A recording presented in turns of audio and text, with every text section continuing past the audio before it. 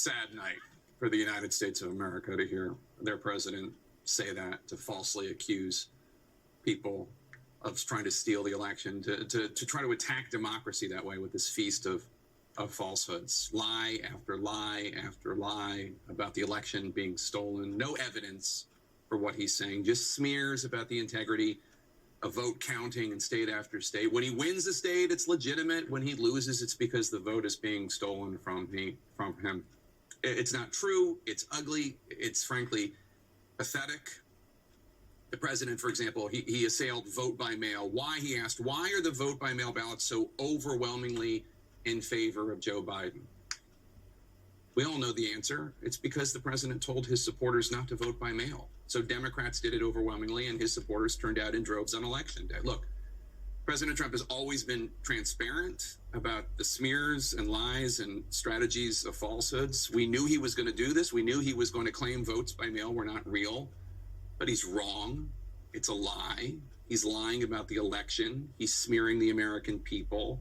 He's smearing people who are working at polls, and it's a disgrace. We knew that the president was not going to lose graciously if he lost. But frankly, watching him flail like this is just pathetic. As he was talking, I was trying to reach out to some senior Republicans to ask when the intervention is going to happen, because this isn't just partisan. This isn't just dangerous. It's nonsensical. It's illogical. And there's so many things to say. One of the things that I was thinking about listening to him now is how much we listened to him for the past, 4, 5 months, telling his voters, do not vote early. It's fraudulent. And now we sort of suspected it then. Now we know the reason for that, so that he could have this moment in the White House briefing room. So he could say that the votes that are coming in by mail are fraudulent. And the reason is because he knew that Democrats, because we are in a pandemic, were more apt to vote early by mail and to not want to risk their health and sometimes their lives by going to vote in person. It's a setup. He set the country up. He set his supporters up for a moment like this, which is completely false. And you said sad. It is sad. I mean, I'm not an emotional person, and I'm having trouble kind of keeping it together after listening to the president of the United States saying what he just said. This president clearly knows that this is not going to end well for him, or he believes that, and he's trying to take the rest of the country down with him. Yeah. He's trying to take the voting system down with him, the democratic process down with him. And beyond being completely selfish, it also is just wrong. And as you said, where's the intervention? I don't know where it is. And it probably should have happened months ago, because as you said, Dana, he already told us he was going to do this. He's already said months ago, the only way I could lose this election is if there were widespread, massive fraud, which we knew was not going to happen. And now he is apparently, he believes he is losing the election. The numbers are not heading in his direction. And he's claiming that there is fraud everywhere in the country, except for one place, the place where the vote count is narrowing in his favor in Arizona. This is a complete farce and a travesty, and it's incredible that he's doing it from the White House, but notable also, Vice President Mike Pence, nowhere to be found. Well, the other thing is the point that you made earlier, Abby, which is the president would like us to believe, would like the nation to believe, that there is this grand conspiracy in every state in the nation to take this election from him. And yet, somebody else gave him a list of Republican accomplishments in this election to read from, right? Not one Republican lost a seat in the House. That Republicans held on to the Senate. A tremendous night of success for the Republican Party. So President Trump would have you believe that the elections went great for every Republican in the country almost, except for him. So the diabolical Democrats and big money, big media, and big tech conspired. And we all got together and we decided what we're going to do is we're going to help every Republican win elections across the country except for Donald Trump. Yep. Does that make sense to anybody except for the most fevered brain? Yeah, unfortunately, the answer is no. Is it logical? Of course not. Did what you just say make sense? Absolutely. Trying to dissect it. But I will say it again. One of the reasons why what we just heard and saw is dangerous is not just because he's the president of the United States. It is because there are so many people who absolutely love him and believe everything he says. So he and mostly his children on Twitter are sowing the seeds of doubt in democracy in a way that is it is going to make it very hard for his party, frankly, to come back from. You know, the president and his children, especially, are actively and openly inciting violence in this country. The president's son tweeted that Trump will go to war over this election. The president said tonight that his supporters were so angry that they couldn't get into a place where they were tabulating votes, that they would get violent almost.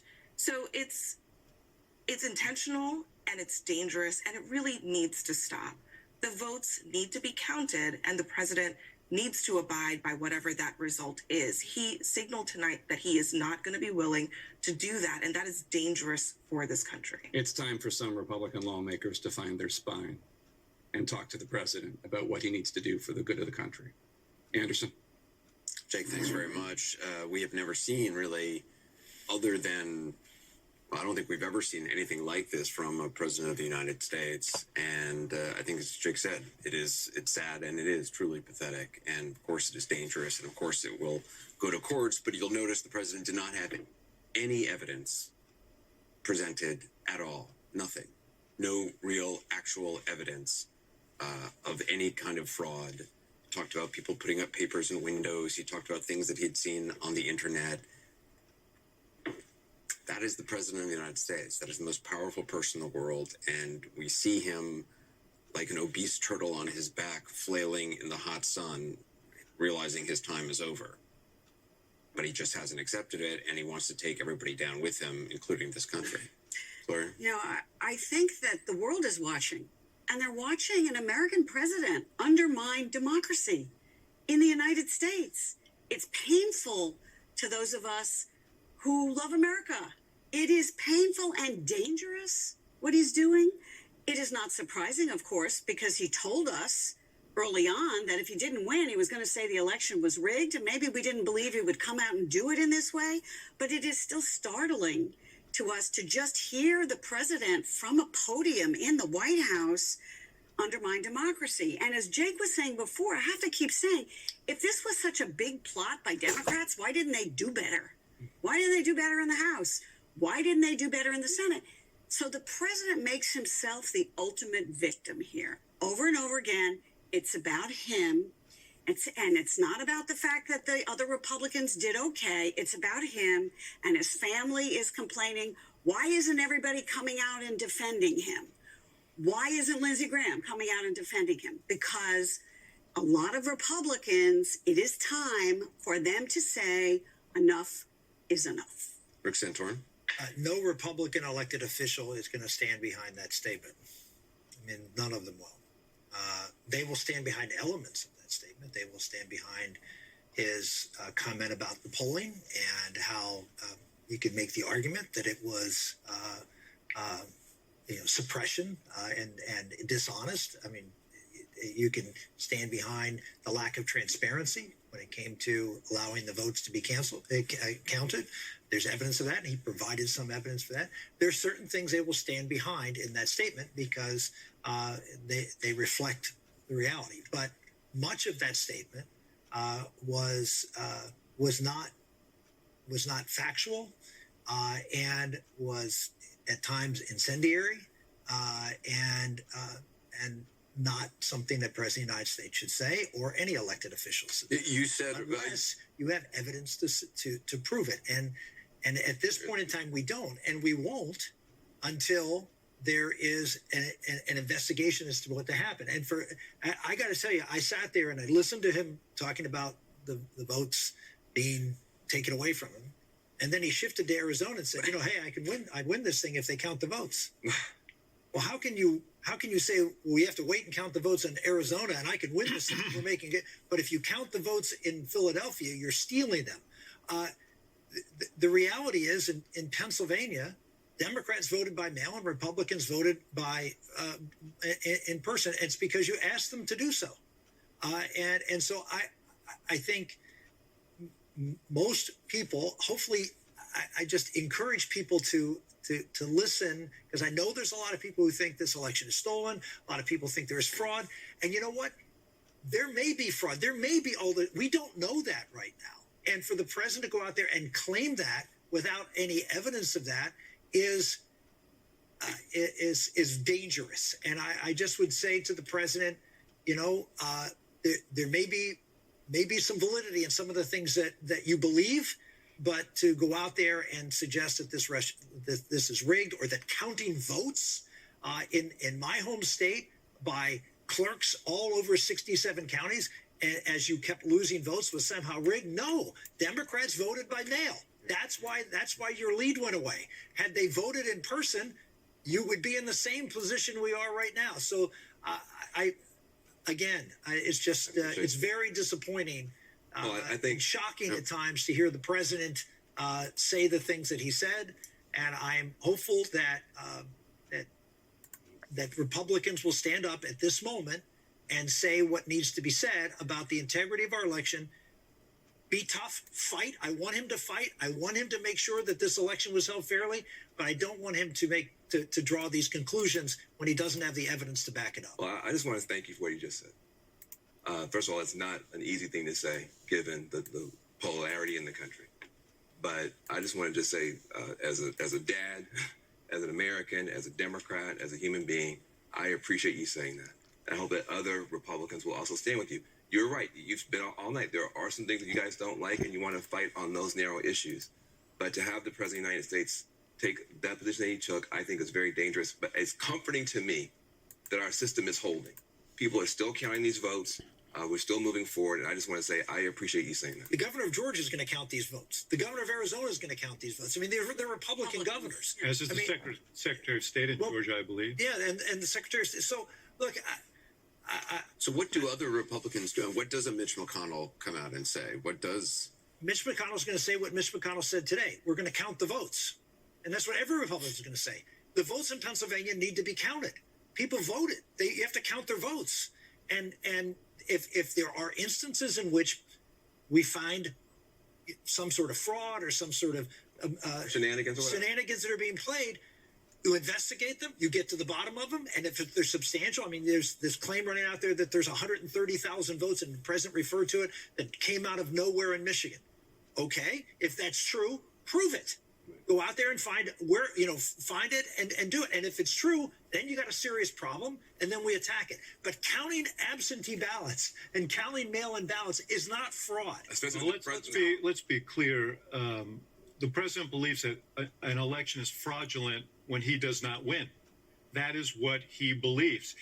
Before the election in 2016, when he thought he wasn't going to win, he predicted that the election would be rigged, that the election was fraudulent. When he didn't win the popular vote, he contended that the 3 million votes that he lost by were fraudulent votes, and he impaneled a commission, a government commission, to find those votes, and they never could. So really this is incredibly disturbing, but it's not surprising. This is who he is. I have big differences with Donald Trump over policy, and the same differences that I probably have with you over some of these policies.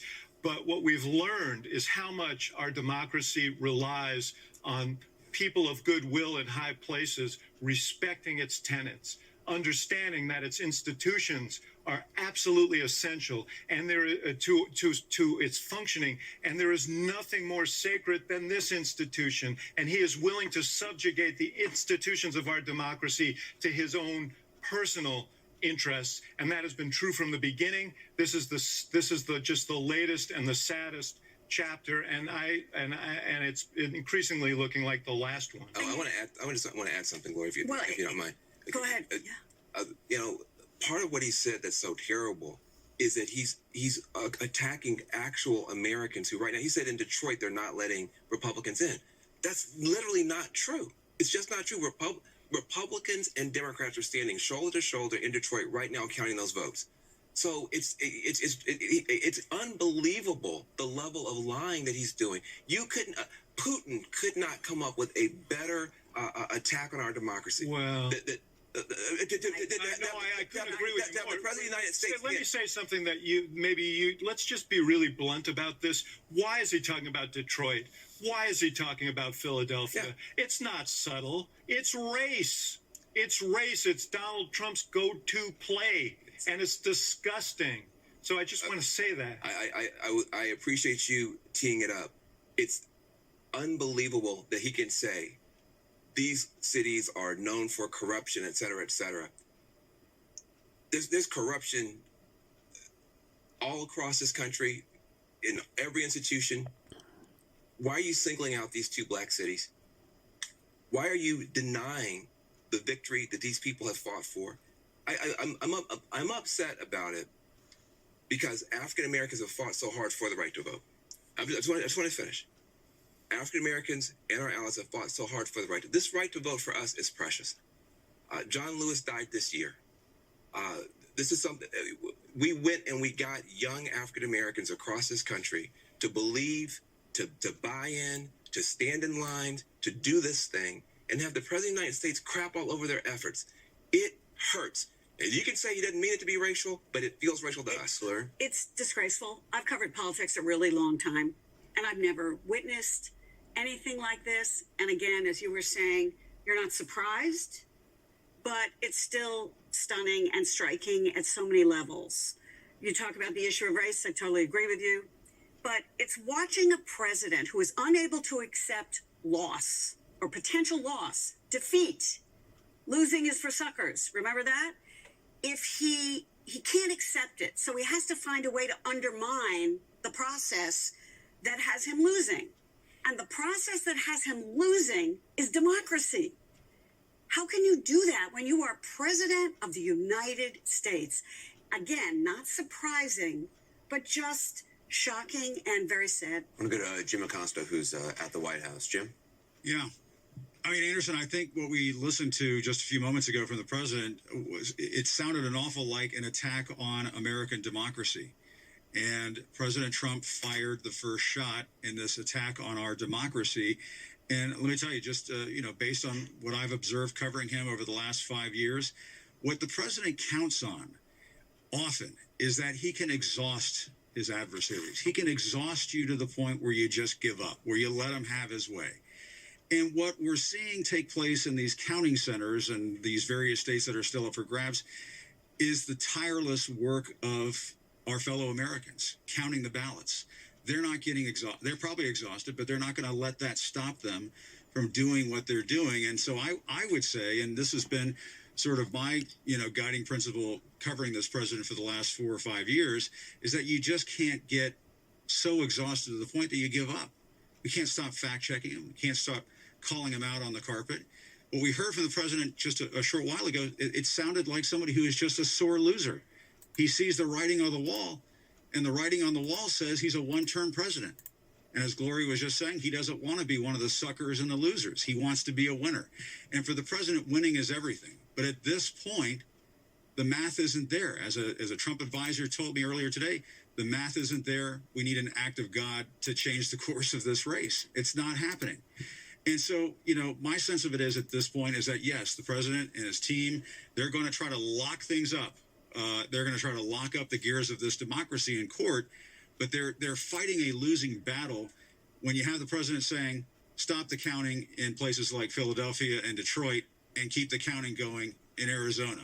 As somebody who's been involved in a court case with the president, that is the kind of legal argument that is just not going to cut the mustard.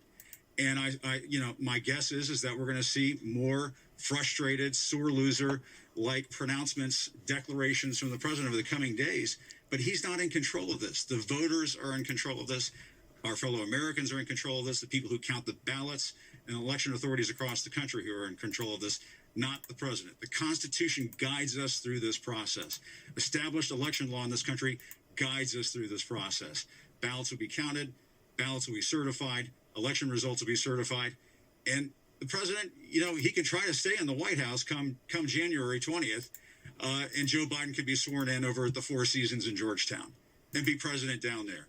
The president thinks he has won the game, but at this point, he is as much a witness to all of this as we are. He's as much a bystander to all of this as we are. We have to count the ballots, guys. Yeah, this is a country of laws, and though the president has said he is a law and order president, we will see about that. There are laws. This will go to courts. Evidence has to be produced, as Rick Santorum said. If there is evidence, judges will decide on that. Much of what the president said tonight there is not real evidence, and if he has real evidence for it, that will be presented in court. The American people can see that. Caitlin Collins standing by as well. Caitlin? Well, Anderson, I think not only were the president's comments undermining democracy, he also just seemed to express a complete misunderstanding of how elections work, and particularly this election, and how people have been saying for the last 6 months they expected Tuesday to go and the days that followed. And we've seen it play out exactly as people predicted. But the president seemed genuinely surprised that he was leading in some states on Tuesday, and he is now trailing in those states as millions more votes have been counted, particularly from Democrats, given that the president encouraged his own supporters not to vote by mail for 6 months. When you wage a campaign against mail-in voting for the better part of the year before the election, your voters are not going to vote by mail, and then you are going to get your votes on election day and not in the days that follow. But he seemed genuinely surprised that he was leading by a substantial margin in places like Pennsylvania and like Georgia, and now those margins have been narrowed significantly as we have seen more Democratic votes come in and be counted and be perfectly legal.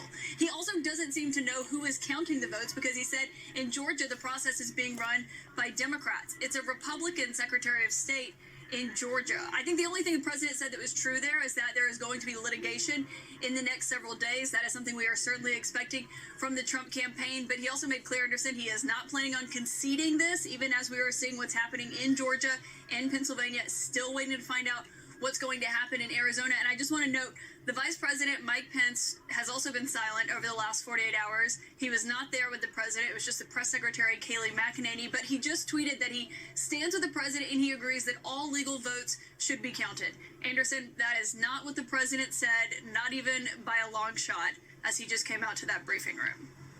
Caitlin Collins, appreciate it. We are getting new numbers.